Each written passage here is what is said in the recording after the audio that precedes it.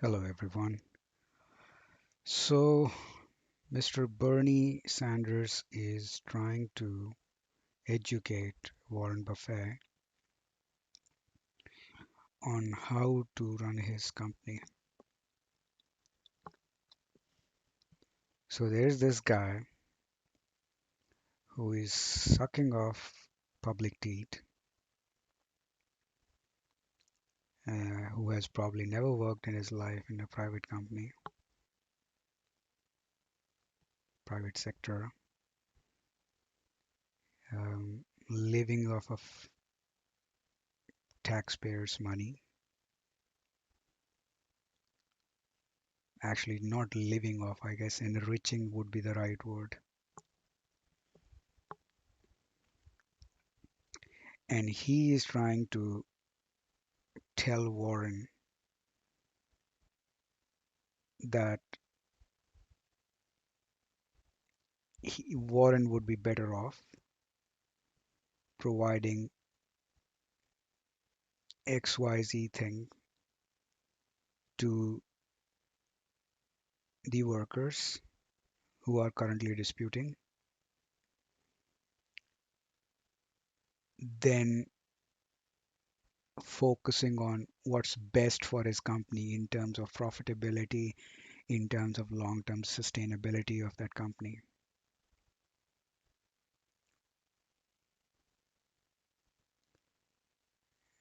And there's a big problem there, and I'm going to come to that, in the end, that these politicians will ultimately are about their own power, and they will in a heartbeat throw anybody, be it their friends or relatives or um, their um, constituents, under the bus if if they are somehow feeling that they will lose power. So they will do anything and everything in their power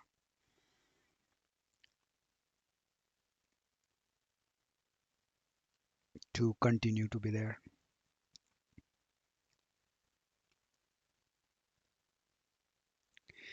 Now, on the other side, there's this guy, Warren Buffett, who has built this empire, who has provided employment to all these people, who has provided opportunity to all these employees uh, to earn their living.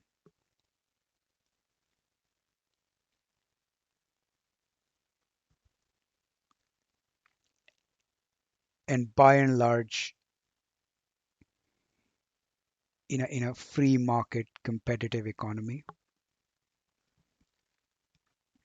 is now being lessened by somebody like Bernie Sanders.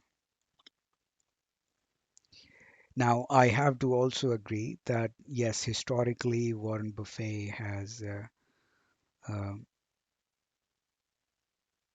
I'm sure there are always some sort of games that these companies have to play to keep as much profitability as possible. Or yep. So and historically, they have kind of played by the rules, but lately, even because of this corrupted environment, even they are not playing by the rules. So, he's also kind of become a crony capitalist. They lobby hard to make sure the policies and the regulations are always in his favor, even though those policy will hurt United States itself in long run. As an example, I think he lobbied hard to kill the Keystone pipeline, which was to bring crude and gas from Canada to United States. Why? Because his railroad company, which is currently performing that function, would uh, be not would not be sustainable. I think his company is called Burlington Railroad or something. And all this was done during Obama's tenure.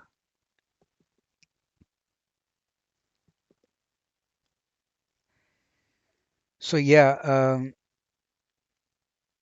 but leaving that aside, I mean, he is ultimately and somebody who has provided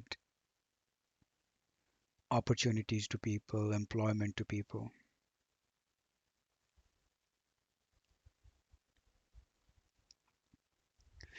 Now, the third cog in the wheel here is the employees themselves. And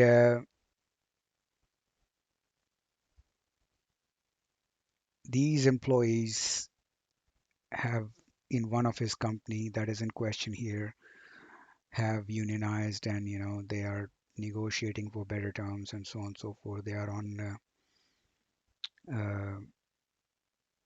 they're on actually some sort of strike for last 100 days.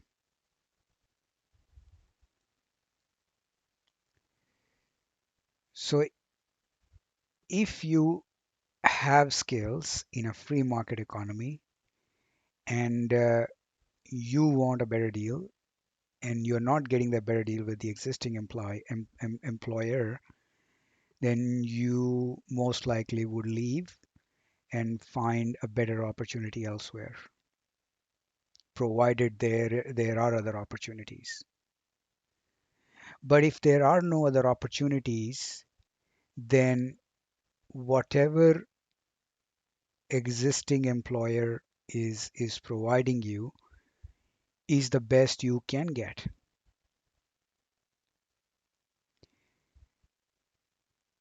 And if the deal with the existing employer is so bad, then chances are people will just simply leave, uh, and the company will go belly up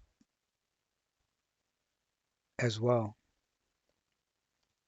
And nobody would want that outcome. So that's why it's always in a good, these negotiations are done in a good faith, that basically gives best deal to either or side, or both the sides. Actually, I shouldn't say either or, but both the sides.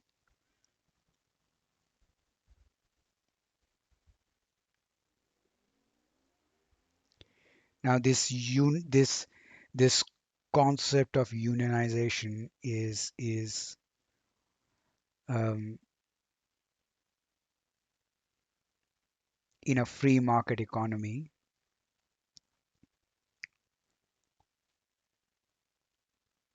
there won't be any need for it. But I guess in a way it is an outcome of uh, free market economy, but it always goes through its ups and downs. In other words, if people are exploited, they try to get a better deal through collectivism, which is through unionization, um, which ultimately gives you a better deal. But then you get greedy. You actually are you don't do your job very well. That causes problems with the company. Your profitability of the company goes down. Companies goes kaput, and then you are back to the first stage where you no longer have negotiating leverage. So whoever is going to employ you, you will start there again, in a poor situation, poor negotiating situation. And you always go through these ups and downs of cycle. And the reason why I personally don't like this unionization is I remember this story where, well, not story, somebody told me that in New York, unions are so strong that you cannot replace a faulty a bulb in an office. So you have to call somebody from the union to replace a faulty bulb. Now, how unproductive is that? And that's just one of the many examples. Like I said, at this point, these unions are more danger to economy than beneficial, and they always go through this, right, cycle of ups and down where there may be a need for them at least for a short amount of time, but we have gotten to the point where they don't have much utility. They're causing more harm.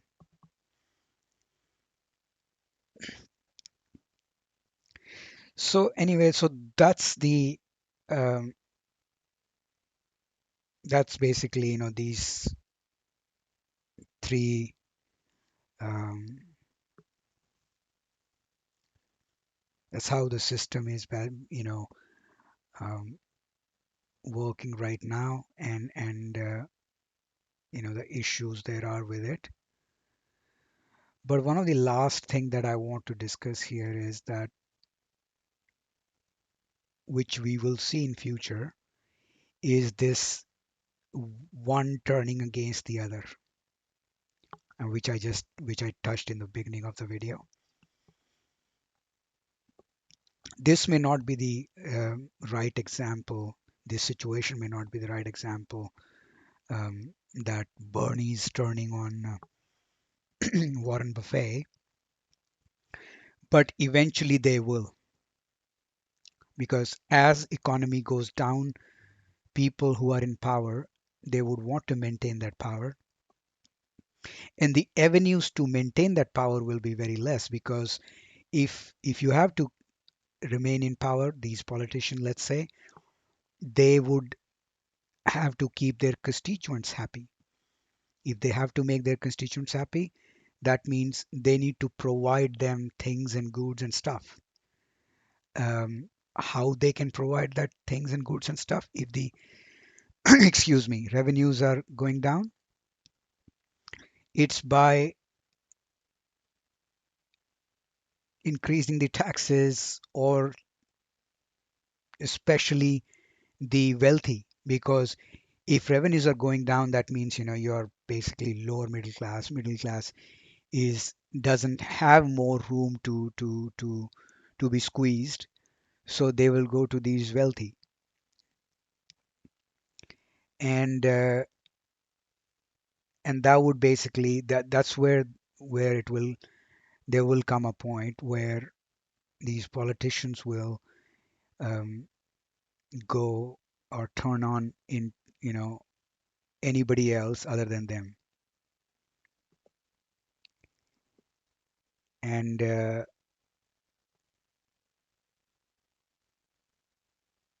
when they turn on each other, or their goals are no longer aligned, um, they things will go really really bad, because uh, these wealthy will have resources to move their productivity or their wealth uh, outside of the country, or in jurisdictions which will value that wealth and productivity. So, and it has always happened throughout history. So if you are not treat if business is not treated well at some place, then they just move away.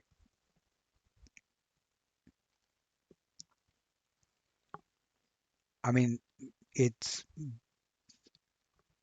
productive industrial businesses have already been hollowed out in United States, but when they start turning on each other, through higher taxes, wealth tax, generational transfer tax, then basically all these companies would want to move outside of United States. And it would be basically,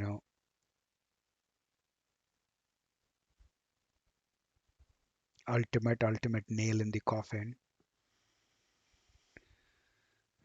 for US. And it's not this whole scenario is just doesn't apply to US. It applies to basically each and every country. You know, just these protagonists are different. So instead of Bernie, it's some other politician. Instead of Warren, it's some other industrialist. Instead of, well, public is still the public, but in their own country. Anyway, that's my thoughts on this issue. Please share yours in the comments. I'm going to put this link in the description below. And thanks for listening. I'll see you next time. Bye.